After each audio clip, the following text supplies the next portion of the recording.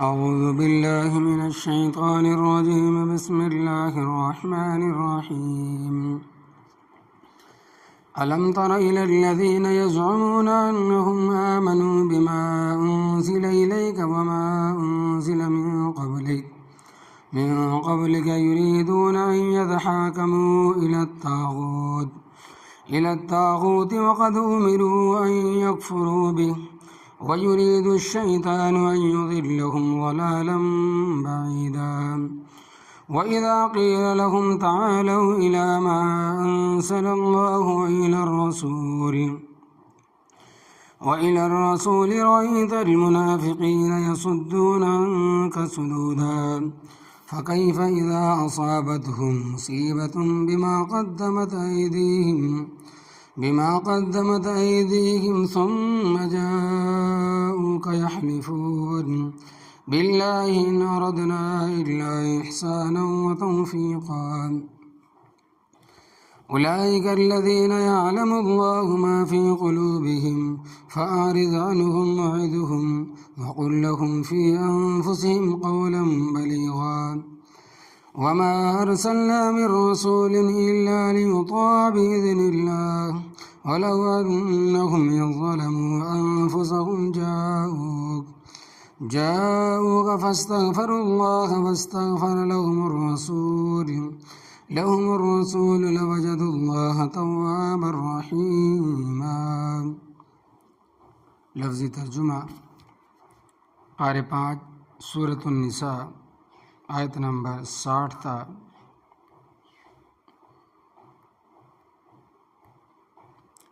64.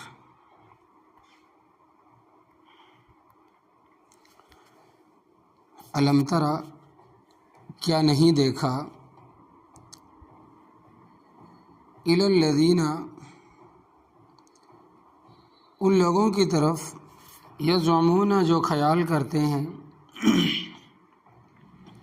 انہم کہ بے شک وہ آمنو ایمان لائے بما اس چیز پر انزلہ جو نازل کی گئی الیکا تیری طرف وما اور اس چیز پر انزل من قبلک جو نازل کی گئی آپ سے پہلے یریدون ارادہ کرتے ہیں ان اس کا یتحاکموا کہ اپنا فیصلہ لے جائیں الی الطاغوت سرکش کی طرف وقد اور تحقیق امروا ان کو حکم دیا گیا ہے ان اس کا یکفروا بہ انکار کرے اس طاغوت کا ویرید الشیطان اور چاہتا ہے شیطان ان یضلہم یہ کہ ان کو گمراہ کرے ضلالا بعیدا گمراہی دور کی وَإِذَا قِيلَ لَهُمْ ضَلَالًا بَعِيدًا گمراہی دور کی وَإِذَا قِيلَ لَهُمْ اور جب ان کو کہا گیا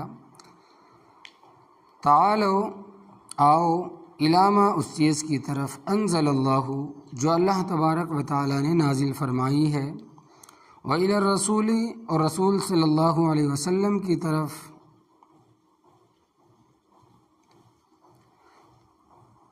رأیت المنافقین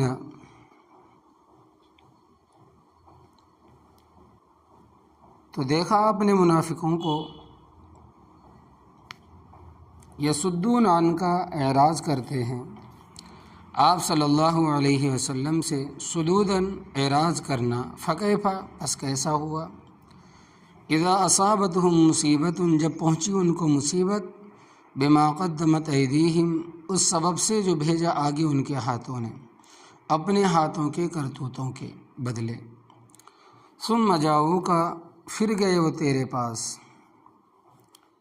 یحلفون قسمیں کھاتے ہیں باللہ اللہ کی ان اردنا الا احسانا و توفیقا نہیں ارادہ کیا تھا ہم نے مگر اصلاح کرنے کا اور دونوں کے درمیان موافقت پیدا کرنے کا اولئک الذین یہ وہی لوگ تو ہیں یعلم اللہ تبارک و تعالی جانتا ہے ما فی قلوبہم جو ان کے دلوں میں ہے فاعرض عنہم پس آپ ان سے اعراض کرے وعظہم اور ان کو نصیحت کرو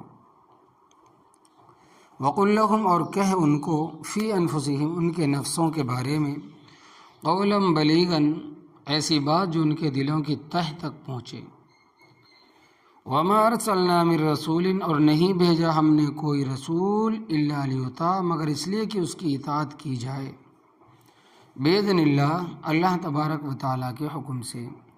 ولو انہم اذ ظلموا انفسہم، اور اگر بے شک وہ لوگ جنہوں نے ظلم کیا اپنی جانوں پر، جاؤکا، آئے تمہارے پاس، آتے تمہارے پاس، فاستغفر اللہ، پس معافی مانگے اللہ تبارک و تعالیٰ سے، واستغفر لہم الرسول، اور رسول صلی اللہ علیہ وسلم بھی ان کے لیے معافی مانگے، لوجد اللہ، البتہ پائے وہ اللہ تبارک و تعالیٰ کو، تواب الرحیمن، توبہ قبول کرنے والا، مہربان۔ اس آیات میں ایک واقعہ کا بیان ہے کہ واقعے سے قبل مدینہ طیبہ میں آبادی کی صورتحال سمجھ لیں کہ مدینہ طیبہ میں 5 بڑے خاندان تھے، 3 یہود کے اور 2 مشرکوں کے۔ یہود کے 3 خاندان یہ تھے، بنو نذیر، بنو قریظہ اور بنو قینقاع، اور 2 خاندان مشرکوں کے تھے، اوس اور خزرج۔ یہودی پڑھے لکھے لوگ تھے، تعلیم یافتہ تھے۔ مدینہ طیبہ میں ان کو اسکول، کالج اور یونیورسٹیاں تھیں، یعنی کہ پڑھنے کی جگہ تھی، چاہے اسکول کی شکل میں ہو کالج، یا یونیورسٹیاں کی شکل میں ہو یا کسی اور شکل میں ہو، مگر ان کے کچھ پڑھنے کی جگہ تھی۔ تجارت اور سیاحت پر بھی ان کا قبضہ تھا، اور ان کے بڑے بڑے مضبوط قلعے تھے۔ مدینہ طیبہ کی منڈی پر 95% یہود کا قبضہ تھا۔ ان کے مقابلے میں اوس اور خزرج کی بھی خاصی تعداد تھی، مگر یہ آپس میں ایک دوسرے کے مخالف تھے اور تھے بھی ان پڑھ۔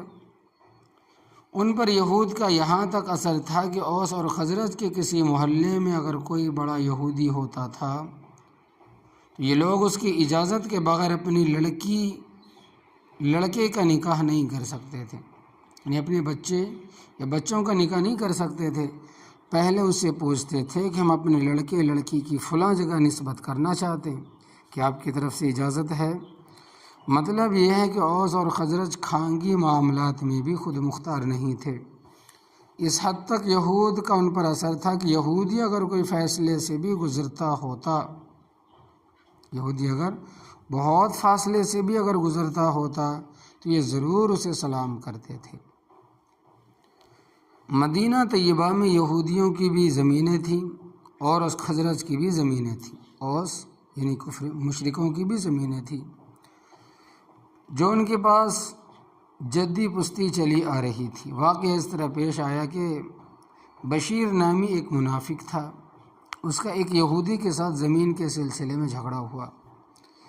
یہودی کا دعویٰ یہ تھا کہ یہ زمین میری ہے، اور اس منافق کا دعویٰ یہ تھا کہ یہ زمین میری ہے۔ اس زمانے میں آج کی طرح رجسٹریاں تھیں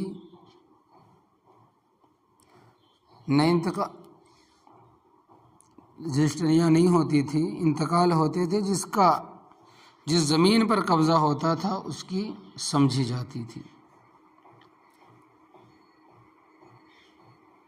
آج بھی کئی دیہاتوں میں لوگوں کے پاس مکان ہے مگر ان کے پاس کوئی رجسٹر نہیں ہے، فقط قبضہ ہے، اور وہ جدی پشتی اس مکان میں رہتے ہیں اور اس کی ملکیت تصور ہوتا ہے۔ اسی طرح ان کی بھی زمینیں، مکانات تھے، جس کا قبضہ ہوتا تھا وہی مالک سمجھا جاتا تھا۔ جس قطعے زمین پر جھگڑا ہوا حقیقت میں وہ یہودی کی تھی، منافق کی تھی نہیں۔ جب ان کے درمیان جھگڑا ہوا تو آس پاس کے لوگوں نے صلح کرانے کی کوشش کی مگر صلح نہ ہو سکی۔ یہودی بڑا سمجھدار تھا، کہنے لگا اگرچہ میں یہودی ہوں مگر میں تمہارے پیغمبر صلی اللہ علیہ وسلم کے پاس جانے کے لیے تیار ہوں، تم بھی چلو، وہ جو فیصلہ کریں گے میں ماننے کے لیے تیار ہوں۔ کیونکہ یہودی یہ سمجھتا تھا کہ زمین تو حقیقتاً میری ہے، منافق صرف سینہ زوری کر رہا ہے۔ تو منافق نے کہا کہ تو نے ہمارے نبی کا کلمہ ہی نہیں پڑھا، لہذا وہاں جانے کا کیا فائدہ ہے؟ منافق نے کیا کہا کہ تو نے ہمارے نبی کا کلمہ ہی نہیں پڑھا، لہذا وہاں جانے کا کیا فائدہ؟ ہم تمہارے مولوی اور پیر کعب ابن اشرف کے پاس چلتے ہیں، یعنی یہودی کے بڑے عالم جو کعب ابن اشرف تھے تو وہ اس کو مانتے تھے۔ کعب ابن اشرف مدینہ طیبہ میں مذہبی اور سیاسی اعتبار سے یہودیوں کا بڑا آدمی تھا۔ یہودی نے کہا دیکھو یہ کوئی مذہبی مسئلہ تو ہے نہیں، تو نے یہ مسئلہ اٹھا دیا، یہ تیرا میرا زمین کے متعلق جھگڑا ہے، ہم کسی بھی شخص کے پاس لے جا سکتے ہیں اور مجھے تمہارے پیغمبر پر اعتماد ہے۔ اللہ اکبر کبیرہ، یہودی بھی اتنا بڑا پیر ہو کے کہتا ہے کہ تمہارے پیغمبر پر مجھے بھروسہ ہے، وہ جو فیصلہ فرمائیں گے ہم قبول کر لیں گے، لیکن منافق انکار کرتا رہا اور اس بارے میں خاصا تکرار ہوا۔ بالآخر برادری کے لوگوں نے اور کچھ محلے داروں نے مداخلت کی اور منافق اس بات پر تیار ہو گیا کہ نبی کریم صلی اللہ علیہ وسلم کے پاس جائیں۔ چنانچہ بشیر نامی منافق اور اس کی برادری کے لوگ اور کچھ محلے دار لوگ، وہ یہودی اور اس کے ساتھی نبی کریم صلی اللہ علیہ وسلم کی عدالت میں پہنچے۔ حضرت صلی اللہ علیہ وسلم عموماً فیصلے مسجد نبوی میں کرتے تھے، کوئی ایک خاص جگہ فیصلوں کے لیے متعین تھی نہیں۔ مثلا جس طرح آج کل دفاتر ہیں اس طرح کوئی الگ دفتر نہیں ہوتا تھا۔ اگر کوئی شخص گھر آ جاتا تو آپ صلی اللہ علیہ وسلم وہیں بیٹھے بیٹھے فیصلہ فرما دیتے، یا کسی اور مناسب جگہ تشریف فرما ہوتے وہیں فیصلہ فرما دیتے، مگر عموماً فیصلے مسجد نبوی میں ہوتے تھے۔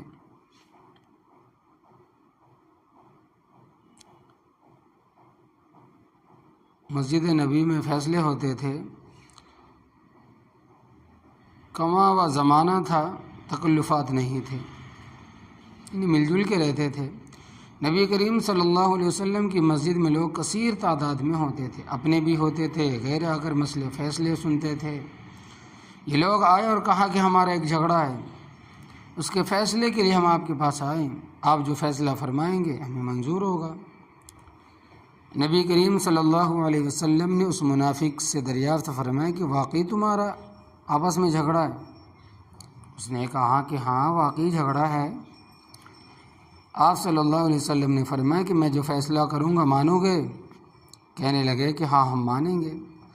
جب دونوں فریقوں نے رضامندی کا اظہار کیا تو آپ صلی اللہ علیہ وسلم نے دونوں کے بیانات سنے اور ان سے یہ نتیجہ اخذ کیا کہ زمین کا مالک یہودی ہے اور حقیقتاً مالک تھا بھی وہی۔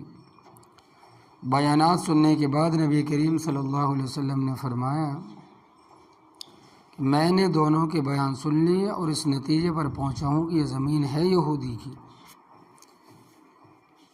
تو آپ صلی اللہ علیہ وسلم نے یہودی کے حق میں فیصلہ فرما دیا اور منافق کو فرمایا کہ تو قبضے اس کو دے دے، تو قبضہ اس کو دے دے، غیر کی ملک پر قبضہ بری بات ہے۔ نبی کریم صلی اللہ علیہ وسلم نے فرمایا کہ جس شخص نے ایک بالشت زمین بھی کسی کی ہتھیا لی تو قیامت والے دن 7 زمین اس کی گردن میں رکھی جائیں گی۔ اسی طرح حدیث پاک میں آتا ہے کہ اگر کسی نے چوری کی تو جو مال چوری کیا ہے قیامت والے دن وہ مال اس کی گردن پر ہوگا اور میدان محشر میں اٹھائے پھرے گا۔ تو حضرت ابو ہریرہ رضی اللہ تعالیٰ عنہ نے ایک مرتبہ یہ حدیث سنائی، ایک خراس آدمی، یعنی کہ ہنسی مذاق والا آدمی کہنے لگا حضرت ایک آدمی نے دوسرے آدمی کے اونٹ چرائے ہیں، فرض کرو 5، 10 یا 20، چنانچہ آپ بھی لوگ ٹرکوں کے ٹرک بھر کے لے جاتے ہیں، تو حضرت اگر کسی نے 5-10 اونٹ چرائے ہیں تو ان کو چھوٹے سے کندھے پر کس طرح اٹھائے گا؟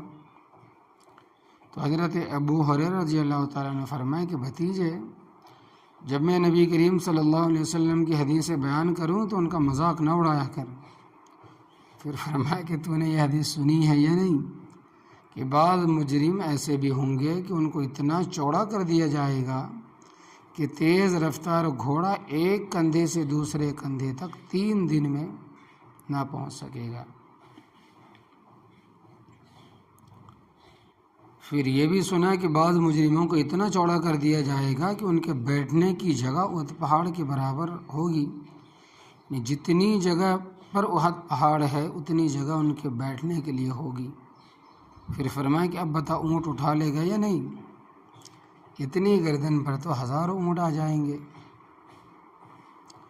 یاد رکھنا ہر چیز آدمی عقل سے نہیں سمجھتا۔ کیا یہ بات عقل میں آتی ہے کہ پل صراط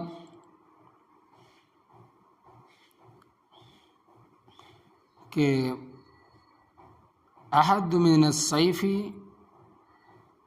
وادق من الشعر، مسلم شریف کی روایت ہے کہ پل صراط تلوار سے زیادہ تیز ہوگی اور بال سے زیادہ باریک ہوگی۔ اور حضرت ابو سعید خدری رضی اللہ تعالیٰ عنہ سے روایت ہے کہ نیچے دوزخ کی آگ ہوگی، بھائی عقل کو کہاں تک دوڑا ہوگی، اور وہ پل صراط مومنوں کے لیے اس طرح ہوگی جس طرح چوڑی سڑک بنی ہوئی ہو، کوئی تو بجلی کی طرح تیزی سے گزر جائے گا اور کوئی گھوڑے کی طرح تیزی سے جائے گا، کوئی اونٹ کی رفتار تیزی سے گزر جائے گا، جتنی کسی کے عمل میں قوت ہوگی اس کے مطابق وہاں سے گزرے گا۔ اسی طرح یہ بات بھی عقل کہاں تک تسلیم کرتی ہے کہ دوزخ کی آگ دنیا کی آگ سے 69 گنا تیز ہوگی، اور اس میں سانپ اور بچھو بھی ہوں گے، اور زقوم کا درخت بھی ہوں گے اور جلیں گے بھی نہیں۔ ساری باتیں عقل پر نہیں پرکھی جا سکتی۔ یہی وجہ ہے کہ جو لوگ صرف عقل پر انحصار کرتے ہیں وہ معجزات اور کرامات کے منکر ہیں، اور مسلمان کا کام یہ ہے کہ جو چیز قرآن و حدیث سے ثابت ہو آنکھیں بند کر کے مان لے۔ وہ عقل کا کوئی کام نہیں۔ اللہ تبارک و تعالیٰ کے نبیوں کے ہاتھ پر معجزات ظاہر ہوئے ہیں اور ولیوں کے ہاتھ پر کرامات، لیکن معجزہ اور کرامات میں اللہ تبارک و تعالیٰ کا فعل ہوتا ہے، اس میں نبی ولی کا کوئی ذاتی دخل نہیں ہوتا۔ تو بات ہو رہی تھی کہ چوری کا مال آدمی میدان محشر میں کندھے پر اٹھائے پھرے گا۔ اسی طرح نبی کریم صلی اللہ علیہ وسلم نے فرمایا کہ اگر کسی نے عرق مسواک بھی کسی سے ہتھیا لی تو وہ جہنم میں جائے گا۔ جس طرح یہاں کیکر کا درخت ہے، اسی طرح کا ایک درخت عراق کا ہوتا تھا جس کی لوگ مسواک بناتے ہیں۔ اس کی طرف اشارہ فرمایا۔ یہ مسئلہ بھی یاد رکھنا کہ سڑکوں اور نہروں کو کنارے پر جو درخت ہوتے ہیں یہ سرکاری ملکیت ہے، مجاز افسر کی اجازت کے بغیر ان درختوں سے مسواکیں کاٹنا جائز نہیں۔ یہ مسواکیں بیچنے والے ان درختوں سے مسواکیں کاٹ کے لاتے ہیں، اور روزوں میں آپ لوگ بھی کرتے ہیں تو یہ جائز نہیں ہے۔ اسی طرح کسی شخص کی ذاتی زمین میں درخت ہو تو مالک کی اجازت کے بغیر اس سے مسواک کاٹنا بھی جائز نہیں۔ غیر ملک سے مسواک لینا بڑا سخت گناہ ہے، یعنی غیر کی زمین سے مسواک لینا، اس کی اجازت کے مسواک لینا بھی بڑا سخت گناہ ہے۔ یہ مسئلہ اچھی طرح ذہن میں بٹھائیں کہ غیر کی ملک میں تصرف ناجائز ہے۔ اللہ اکبر کبیرہ۔ بات یہاں سے چلی تھی کہ نبی کریم صلی اللہ علیہ وسلم نے یہودی کے حق میں فیصلہ دے دیا کہ یہ زمین تیری ہے، اور منافق کو فرمایا کہ تو اس کو لوٹا دے۔ منافق کی کمبختی تھی کہ اس نے سوچا کہ حضرت عمر رضی اللہ تعالیٰ عنہ اشداء علی الکفار کا مصداق ہے، وہ کافروں کے حق میں سخت ہے، یہ یہودی ہے اور میں کلمہ پڑھنے والا ہوں۔ حضرت عمر رضی اللہ تعالیٰ عنہ کے پاس جاتے ہیں، ان کے سامنے مقدمہ پیش کرتے ہیں۔ یہودی بڑا سمجھدار تھا، وہ سمجھتا تھا کہ بڑی عدالت سے جب فیصلہ ہو جائے تو ماتحت عدالت کیا کرے گی، تو کہنے لگا ٹھیک ہے چلتے ہیں۔ چنانچہ یہ دونوں حضرت عمر رضی اللہ تعالیٰ عنہ کے پاس پہنچے اور کہنے لگے کہ ہم ایک جھگڑے کا فیصلہ کرانے کے لیے آئے، آپ کے پاس آئے۔ حضرت عمر رضی اللہ تعالیٰ عنہ نے فرمایا کہ اگر مجھے فیصلہ کرنے کی اجازت ہے، اور کتابوں میں تصریح ہے کہ حضرت عمر، حضرت عثمان، حضرت معاذ، حضرت ابو درداء، حضرت ابی ابن کعب، حضرت عبداللہ ابن مسعود اور ان کے علاوہ اور بھی کئی صحابہ کرام رضی اللہ تعالیٰ عنہ اجمعین تھے، ان کو حضرت صلی اللہ علیہ وسلم کی طرف سے اجازت تھی کہ اگر تمہارے پاس کوئی مقدمہ آئے تو تم فیصلہ کر سکتے ہو، کیونکہ تمام مقدمات میرے پاس آئیں گے تو اس میں کافی وقت لگتا ہے، اور اتنا وقت نہیں ہوتا کیونکہ اور بھی بہت سارے کام ہوتے ہیں۔ تو حضرت عمر رضی اللہ تعالیٰ عنہ نے فرمایا کہ اگرچہ مجھے فیصلہ کرنے کی اجازت ہے، مگر یہ دو قومی بات ہے، ایک طرف یہودی اور ایک طرف کلمہ پڑھنے والا، ہو سکتا ہے کہ میں فیصلہ کروں اور یہودی بگڑ جائے اور فتنہ فساد برپا ہو، اور فتنہ خیک ایسا ہی ہو، شریعت نے اس کی سخت تردید کی ہے، اور لوگ نہیں سمجھتے، خواہ مرد ہو یا عورتیں، معمولی سی بات ہوتی ہے وہ آگے کر دیتے ہیں اور فتنہ برپا ہو جاتا ہے۔ لہذا ایسی باتوں سے پرہیز کرنا چاہیے جن سے فتنہ کھڑا ہو۔ حدیث پاک میں آتا ہے کہ نبی کریم صلی اللہ علیہ وسلم نے ارشاد فرمایا کہ الفتنۃ نائمۃ لعن اللہ من ان یقظها، لعن اللہ من ان یقظها، فتنہ سویا ہوا ہے، جو اس کو جگائے گا اس پر اللہ تبارک و تعالیٰ کی لعنت ہے۔ تو فتنہ کھڑا کرنا جرم ہے۔ قرآن پاک میں آتا ہے کہ والفتنۃ اشد من القتل، اور فتنہ قتل سے بھی زیادہ سخت ہے۔ لہذا مردوں عورتوں چھوٹوں بڑوں کو چاہیے کوئی فتنے کی بات نہ کرے، کیونکہ قرآن و حدیث کی روح سے یہ سنگین جرم ہے۔ تو حضرت عمر رضی اللہ تعالیٰ نے فرمایا کہ یہ مقدمہ مجھ سے بالا ہے، یعنی کہ اونچا ہے، اس کو نبی کریم صلی اللہ علیہ وسلم کے پاس لے جاؤ۔ یہودی نے کہا کہ وہاں سے تو ہم ہو کے آئے ہیں، یعنی کہ نبی کریم صلی اللہ علیہ وسلم سے تو ہم فیصلہ کرا کے آئے، اور آپ کے پیغمبر نبی کریم صلی اللہ علیہ وسلم نے میرے حق میں فیصلہ دیا ہے۔ تو حضرت عمر رضی اللہ تعالیٰ عنہ نے منافق سے پوچھا کہ وہاں گئے تھے، اور آپ صلی اللہ علیہ وسلم کے سامنے مقدمہ پیش کیا۔ منافق نے کہا کہ جی ہاں وہاں گئے تھے، اور مقدمہ نبی کریم صلی اللہ علیہ وسلم کے سامنے پیش کیا ہے۔ تو حضرت عمر رضی اللہ تعالیٰ عنہ نے منافق سے فرمایا کہ اب تو حضرت صلی اللہ علیہ وسلم کے فیصلے کے بعد فیصلہ چاہتا ہے، یعنی کہ اب تو نبی کریم صلی اللہ علیہ وسلم کے فیصلے کے بعد فیصلہ چاہتا ہے۔ کہنے لگا ہاں، فرمایا کہ بیٹھ جا، بیٹھ گیا۔ حضرت عمر رضی اللہ تعالیٰ عنہ گھر تشریف لے گئے، اور تلواروں میں جو سب سے تیز تلوار تھی لائے، اور منافق کا سر اتار دیا، اور فرمایا کہ جو شخص نبی کریم صلی اللہ علیہ وسلم کے فیصلے پر راضی نہیں، اس کا فیصلہ پھر حضرت عمر رضی اللہ تعالیٰ عنہ کی تلوار ہی کرے گی۔ تفسیر مدراک اور خازن وغیرہ میں ہے کہ اس دن سے حضرت عمر رضی اللہ تعالیٰ عنہ کا لقب فاروق پڑ گیا۔ انہوں نے اپنے عمل سے حق اور باطل کے درمیان فرق کر دیا۔ جب منافق بشیر کا سر اتر گیا تو دوسرے منافق نبی کریم صلی اللہ علیہ وسلم کے پاس آئے اور کہنے لگے کہ حضرت، ان کے پاس جانے کا یہ مطلب تو نہیں تھا کہ ہم آپ کے فیصلے پر راضی نہیں تھے۔ حضرت ہم آپ کے فیصلے کو رد کرنے کے لیے حضرت عمر رضی اللہ تعالیٰ عنہ کے پاس نہیں گئے، وہاں جانے کا مقدمہ تو یہ تھا کوئی صلح اور انفاق کی صورت پیدا ہو جائے گی۔ حضرت عمر رضی اللہ تعالیٰ عنہ نے ہمارے ساتھ زیادتی کی ہے۔ اللہ تبارک و تعالیٰ نے آیت میں اس حقیقت کو بیان فرمایا ہے کہ ارشاد ربانی ہے کہ الم تر الی الذین، کیا نہیں دیکھا آپ نے ان لوگوں کی طرف، یزعمون، جو خیال کرتے ہیں کہ انہم آمنوا، کہ بے شک وہ ایمان لائے ہیں، بما انزل الیک، اس چیز پر جو نازل کی گئی ہے تیری طرف، قرآن اور حدیث، وما انزل من قبلک، اور اس چیز پر نازل کی گئی تیرے سے پہلے، تورات، انجیل، زبور وغیرہ کی ہم تمام کتابوں کو مانتے، یریدون، ارادہ کرتے، ان یتحاکموا، اس بات کا کہ اپنا فیصلہ لے جائیں، الی الطاغوت، سرکش کی طرف، یعنی کعب بن اشرف یہودی کی طرف، وقد امروا، اور بتحقیق ان کو حکم دیا گیا کہ ان یکفروا بھی، اس کا کہ وہ طاغوت کا انکار کرے، سرکشوں اور نافرمانوں کا انکار کرے، وَيُرِيدُ الشَّيْطَانُ، اور چاہتا ہے شیطان کہ يُضِلَّهُمْ ضَلَالًا بَعِيدًا، یہ کہ ان کو گمراہ کرے گمراہی دور کی، وَإِذَا قِيلَ لَهُمْ، اور جب ان کو کہا گیا کہ تَعَالَوْا إِلَىٰ مَا أَنزَلَ اللَّهُ، آؤ اس چیز کی طرف جو اللہ تبارک و تعالیٰ نے نازل فرمائی، وَإِلَى الرَّسُولِ، اور آؤ رسول کی طرف، رَأَيْتَ الْمُنَافِقِينَ، تو دیکھا آپ نے منافقوں کو، يَصُدُّونَ عَنْكَ صُدُودًا، اعراض کرتے ہیں آپ سے اعراض کرنا، یہ پہلے آپ صلی اللہ علیہ وسلم کی طرف آنے کے لیے تیار ہی نہیں تھے۔ فَكَيْفَ إِذَا أَصَابَتْهُم مُّصِیبَةٌ، پس کیا ہوا جب پہنچی ان کو مصیبت کے بشیر کا سر قلم ہو گیا، بِمَا قَدَّمَتْ أَيْدِيهِمْ، اس سبب سے جو آگے بھیجا ان کے ہاتھوں نے، یہ ان کے ہاتھوں کے اپنے کرتوت تھے جس کی سزا پائی ہے۔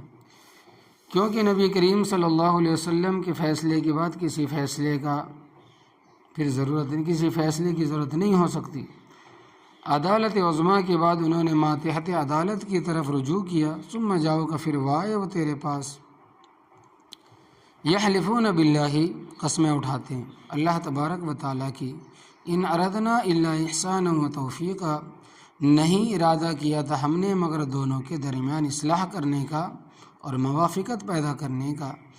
آپ صلی اللہ علیہ وسلم کے فیصلے کو رد کرنا مقصود نہیں تھا، مطلب یہ تھا کہ دونوں آپس میں اتفاق اور صلح کر لے۔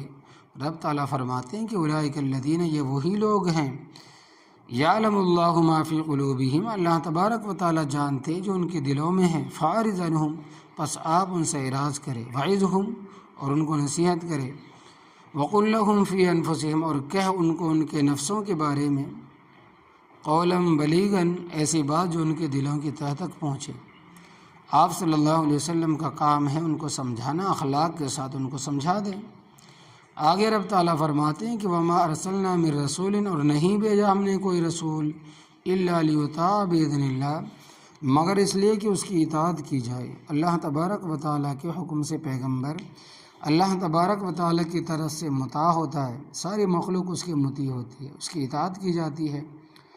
اگر ماتحت عدالت کی بات مانی جاتی تو اس کا مطلب ہوتا کہ ماتحت عدالت کا حکم آپ صلی اللہ علیہ وسلم پر نافذ ہوتا، یہ بات تو اصول کے خلاف تھی۔ وَلَوْ أَنَّهُمْ إِذ ظَّلَمُوا أَنفُسَهُمْ، اور اگر بے شک وہ لوگ جب انہوں نے ظلم کیا جانوں پر، جاؤ کا آتے تمہارے پاس، فَاسْتَغْفَرُوا اللَّهَ، پس وہ معافی مانگتے اللہ تبارک و تعالیٰ اس طرح کہ اپنا نفاق چھوڑ کر صحیح معنی میں ایمان لاتے اور کہتے کہ حضرت ہم نے منافقت ترک کر دی ہے اور دھڑا ختم کر دیا ہے، اللہ تبارک و تعالیٰ سے معافی مانگتے ہیں۔ آپ بھی ہمارے لیے رب تعالیٰ سے معافی مانگے۔ وَاسْتَغْفَرَ لَهُمُ الرَّسُولُ، رسول صلی اللہ علیہ وسلم بھی ان کے لیے اللہ تبارک و تعالیٰ سے معافی مانگتے، لوجد اللہ، البتہ پاتے وہ اللہ تبارک و تعالیٰ کو، تواب الرحیم، توبہ قبول کرنے والا، مہربان۔ ان کو تو اس طرح کرنا چاہیے تھا، الٹا معاملے کو بدل کر آئے اور بہانے بناتے ہیں، لہٰذا وہ منافق ہی رہے اور منافق کی حالت میں وہ دنیا سے گئے۔ اللہ عمل کی توفیق عطا فرمائے، آمین یا رب العالمین۔